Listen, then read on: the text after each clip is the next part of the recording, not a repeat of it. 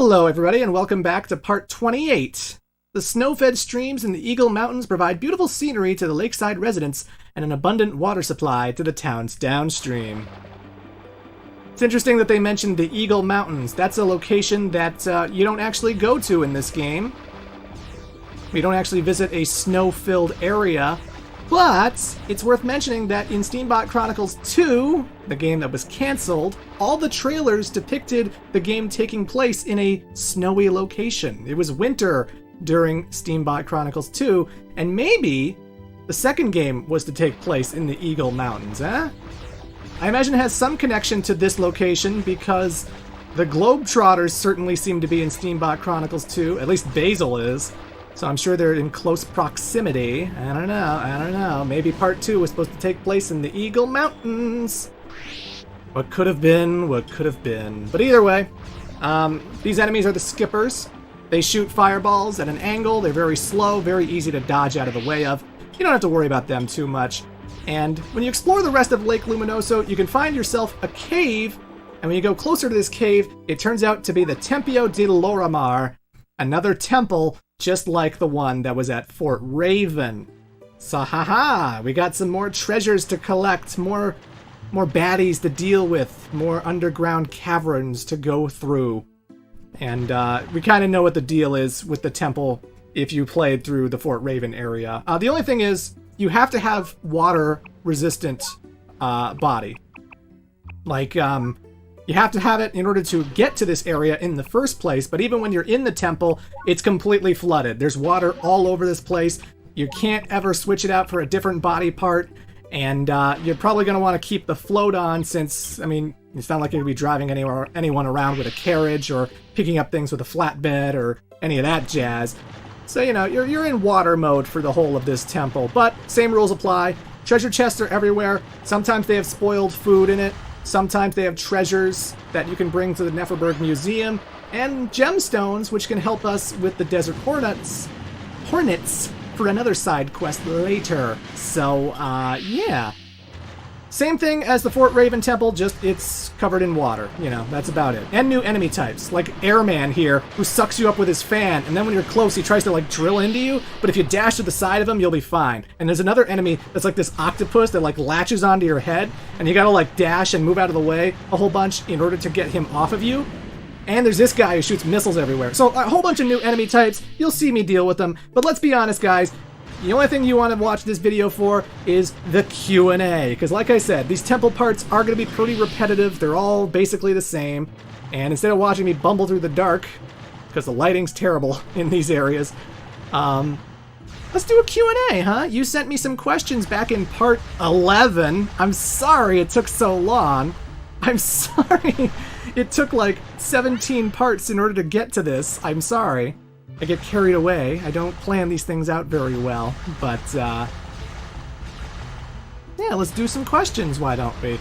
So I'll start off with James Donaldson III, since he customized the Eggman plate that my Trotmobile is wearing. Great Clement, if you were able to request only one game to be remade from the ground up, what would that game be and why? Well, I'm always of the opinion that if you're going to remake a game, don't remake a good one, remake a bad one. Remake a game that was never good to begin with, and make it so much better, you know? And for that, I guess, Sonic 06. Yeah. Let's take that exact same setting, those exact same characters, and let's just make a good game out of it. Let's make something that's actually enjoyable, the way that Sonic Generations did with Crisis City, huh? Because then, the people who pretend it's good can actually say it's good and mean it this time. Yeah. So 06, just, if you're going to remake anything, just make it a bad game, you know. Usually, when it comes to retro games that I love, I don't want them remade, because, to me, Chrono Trigger's perfect. Yeah, port it to the Switch, port it to whatever, but don't change the graphics, don't change the music. Chrono Trigger's perfect as it is. Just bring it to newer consoles, but don't remake it. I don't want remakes of Chrono Trigger, I just want Chrono Trigger on newer systems, you know what I mean? So that's just me. SNES Shadow asks, okay, Clement, here's my question. Will you answer my question? Yes. Thank you for the question. Michael asks, Here's a question for you. What's the weirdest game you've ever played, and how does it stack up to something like Juice Galaxy in terms of weirdness? It's an indie game. It used to be known as Juice World, and it's not what you think it is. Well, I can't really compare it to Juice Galaxy because I've never seen it, so I don't know about that. But, I mean, usually it's always the quirky Japanese ones that are, like, the most weird, you know? I think about, like, Mr. Mosquito, obviously, which I've done a playthrough of. That game's bizarre as all hell. You're this mosquito terrorizing a family, and then they start doing, like, Kamehameha blasts to scare you away so that you don't suck their blood. It's a great playthrough. You should check it out if you haven't already. Katamari Damasi is one of my favorite games ever, and that game's bizarre because you're this little alien prince who has to roll up everything in the world so that he can make stars because the king of all cosmos accidentally knocked out all of the stars on a drunken bender, and you gotta roll up like cats and well, it's not just animals or anything. It's like you start out rolling up like thumbtacks and books, and then tables, and then chairs, and then cats, and then people, and then buildings, and then boats, and then cars, you know what I mean? Like, the Katamari gets bigger and bigger, and then you melt all of those things and create stars with them. It's very bizarre. And anyone who's seen the cutscenes for that game, I feel it. I feel the cosmos. Whoa. Very weird game, but I love Katamari Damasi a lot, so probably Katamari. I can't think of anything off the top of my head that is too weird, but I've seen a lot of weird shit. Shogun Gino asks, my question is, do you still have all of your old vlog reviews and the old videos where you showed your DVD collection, the videos you either deleted or maybe set to private? And if they are private, would you consider keeping them in your own playlist for posterity? A lot of the stuff from back in the day are gone. I had an old computer that a lot of them were on, but that hard drive died and I can't access that content anymore. I got a few of them saved up, but that's mostly just for my personal convenience because they really are dated. I really do think that my opinions were not the greatest. My first episode was on Metroid Other M, and I never even finished the game, you know? I just remember thinking that, like, I didn't like the cutscenes, and I wasn't a big fan of the gameplay, and that was, like, the first thing I ever did about it.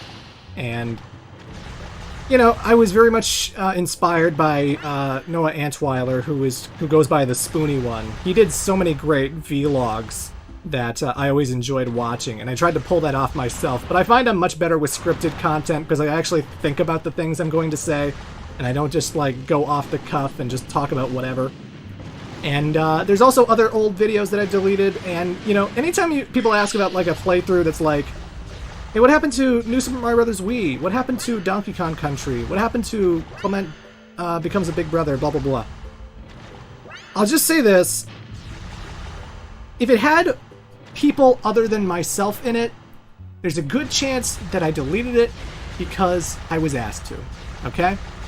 Because it wasn't directly up to me. Certain people did not want their personas out there on the internet. And I obliged, and I was being respectful, and I said, okay, cool. And they're gone. I'm sorry. You know, most of the people I guest with are usually cool with the internet, but other people, not so much. And I respect their wishes, and I pulled them because they weren't my creations, you know. You could still see Cool World, my first ever LP ever. You could still see, like, a lot of that single-player stuff, because it was just me. But when it comes to, like, videos with other people in them, usually those went down because I was asked to, because they didn't want to be on the internet anymore. And I respect that, because I've had a lot of weird encounters with people who have stalked them. One person actually called one of my friend's phone numbers when my Facebook was public, and that's not fun. You know, I had to get involved on that one. And I can get involved again if I needs be, you know? I don't want to, but I will. So, yeah. My old videos are lame and bad, so I don't want to bring them back anyway. I don't care.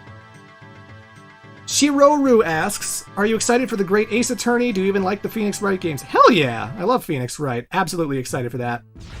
Do you understand the plot of Kingdom Hearts? Nobody understands the plot of Kingdom Hearts. Not even Tetsuya Nomura. Nobody does. And question 3, are you hyped for Persona 6? Absolutely, because Persona is a great series. Bring on number 6. Marcello Silva asks, 2 questions for you, Clement. Are there any first-person shooters that you'd like to make an LP of? And if yes, which ones? I've always wanted to go back and replay the old GoldenEye Perfect Dark combo, because those were some of my favorite shooters growing up in the N64 era. I love Time Splitters. Time Splitters might have been one. And, you know, when I think of first-person games, Portal, Portal 2, God, Portal 1 and Portal 2 are amazing. I love those games to death. I don't know if you count that as a first-person shooter or a first-person puzzle game, but either way. And are there any games that you used to like back when you first started to make LPs, but now you hate, and vice versa? The only one I can think of is Castlevania 64. I was going to do an LP of Castlevania 64, but I ended up not liking what I was playing, even though I enjoyed it as a kid, and now I don't. So, Castlevania 64. Riley Lawn asks, question, are there any games you like to do challenge runs of, like speed runs, low-level games, or limiting the abilities you can use? Not most of the time. I feel like I mostly do speed runs and challenge runs with, like, Mega Man, because Mega Man is so short that it's not too much of a time commitment. But when it comes to a game like a Final Fantasy X or something, I don't really try to handicap myself, because usually if I'm going through a big RPG like that, I haven't played it in a while, and I just want to play the base game that I already love and do that again, you know? I don't have too much time on my hands to just replay Xenoblade Chronicles 1 over and over and over again, you know what I mean? So, not too often, but I like speedrunning quick, short games that I really find replayable, you know? I'll say that. Roberto Santiago asks, what are your 10 favorite games for the PS2? I actually wrote this down in advance because I couldn't think of it off the top of my head. But number 10, Katamari Damasi. Number 9, Shadow of the Colossus. Number 8, Mr. Mosquito. Number 7, Kingdom Hearts. Number 6, Silent Hill 2. Number 5, Grand Theft Auto San Andreas. Number 4, Grand Theft Auto Vice City. Number 3, Persona 4. Number 2, Metal Gear Solid 3 Subsistence. And number 1, my favorite PS2 game, Final Fantasy X. Okay. Kesha365 asks, do you have or had any pets? I've had a lot of pets over the years. I had 3 cats. There was Usi, Devo, and Scampy. 2 of them ran away, unfortunately. I guess my parents weren't keeping good track of them. And another one got hit by a car. It was the most embarrassing, awkward thing in the world, because I had a friend over, and I remember this clearly, because we were playing the Nagano Hockey game for Nintendo 64. We were playing Nagano Hockey, which was using the Wayne Gretzky's 3D hockey engine. And we're just playing this N64 game, and then Mom yells up to the room. She goes, hey, Devo got hit by a car. We're gonna scrape him off the road. I know I'm laughing, but it's just kind of an awkward moment in hindsight. I like that cat a lot, but he was deaf. You understand? He was deaf, so it kind of makes sense that he got hit by a car. And then I had 2 dogs, Charlie and Clooney, and unfortunately both have passed. And I'm not looking to get into another pet ownership because that's just a lot of, you know, I don't want to walk things. I don't want to buy dog food, cat food. I just want to, like, kind of live my life and just kind of be by myself for a while. So, you know, I had lots of pets, and they were great critters. I loved them. Black Purist, what's your favorite type of fighting game? Also, do you plan on doing collabs with other YouTubers like Johnny? Absolutely. If they reach out to me and want to do something. I still do things with Brain Scratch and them. But, you know, haven't heard, no plans right now. What's your favorite type of fighting game? I guess I'm a big... I like the 2D fighters, you know. I like games like Mortal Kombat X and... I don't know. It kind of changes on a dime because I love Soul Calibur 2 so much. Soul Calibur 2 is like one of my favorite games ever, and that's 3D. I love Tekken. That's 3D. So maybe I don't just specifically like 2D. I don't know. I like fighting games, though. Does that count as an answer? I like fighting games in general. I play like Mortal Kombat and Tekken and Soul Calibur and Smash, of course. And there's a whole bunch of stuff. So yeah, I like fighting games. The Cynical Ghost asks, been a fan for a whole lot of years, always been my go-to for relaxing videos, and I was wondering, how large is your game library, and which console would you say has your overall favorite library? I hope your day is well. Thank you very much. I must have over 400 games, honestly. Because, like, I've been collecting video games since I was a kid, and all the games I've had since I was a kid are still here. Like, I still have my old Super Nintendo, N64, PlayStation, PS2, GameCube, Xbox games. Like, I have all of those things. And I'm still building up my collection. Like, lately I have been ordering a whole bunch of 7th gen games from the Xbox 360 and the Nintendo Wii, because those games are going for, like, really cheap right now. You know? Like, GameCube games are starting to get really expensive. Like, there are certain GameCube games you just can't get for a cheap price anymore. But, God, it's like I pick up so many obscure things. I got Trauma Team, like Trauma Center, for like $10. And that's like a really unique, interesting Atlas game that, like, I feel like that should be way more expensive than it is, but I guess not, you know. I remember finding Skyrim for like $5 on Xbox 360, and I'm like, I mean, obviously Skyrim is super popular, so that doesn't surprise me, but like Viva Pinata and Mad World for the Wii and like all these different things that you would think would be super expensive are kind of cheap right now, most of them anyway. And I've been building up my collection. I have so many games. I must have 400 of them, which I'm always worried, like, if a fire happens around my town, like what if a forest fire happens, I feel like the only thing my car is going to be loaded up with are the games themselves. Because I just have so many of them, and movies, but that's a whole nother story. Cynthia is my wife who asks, I have some questions I hope you see. Number 1, what's one game you love but never got the chance to talk about or love playing on the channel? Dead Rising. Love Dead Rising. I got to do a video on that one day. Number 2, is the idea for talking about the Sonic and Mega Man shows still something you'd want to do? Absolutely, but no plans right now. Number 3, what's the ideal Sonic RPG you'd like? Just a good one. Something better than Sonic Chronicles that is fast-paced but also thoughtful and strategic, and for children, that children can enjoy because it's Sonic the Hedgehog. It should be an entry-level RPG the same way Mario RPGs are. It shouldn't be this complicated bullshit like Sonic Chronicles was. So, I just want a good one. Just a good one. Game Eagle Playthroughs asks, I have a question for the Q&A. If you were to have any one of Dr. Eggman's machines, which contraption would it be? These are specifically bosses. Well, you know, you say that? Honestly, I'd be satisfied with just the base Eggmobile. Just having like this little dome thing that you sit in and it hovers and goes wherever it wants. Fuck traffic, I could just fly over it. But if I had to pick an individual machine, let's see. I mean, I'm playing Steambot, so maybe the Egg Walker from Sonic Adventure 2. Maybe just a little walker machine. I don't know. I don't want the world. I don't want some giant tentacled monster like the Wisp machine from Sonic Colors or anything. I'm not looking to overcompensate, you know. Just something very small, very compact that gets me around. That's all I want. Psychology Man asks, is your channel going to get all political on me after you've done doing Let's Plays? Depends if the video games I cover are political. Final Fantasy VII talks about, you know, capitalism and pollution and whatnot. I'll talk about that. I want to cover Tales of Symphonia, and that covers racism. So I'll talk about racism in that video, but most of the time, whatever. It's a video game channel. I'm not going to be talking about political stuff all that often. But everything is political. Everything is political, whether you think it is or not. Steambot's political. You just gotta think about it. But, same as ever. Nothing's gonna change, whatever I've been doing. Red Dragon Force 2 asks, have you ever thought about doing a collab? Oh, I had another similar question like this.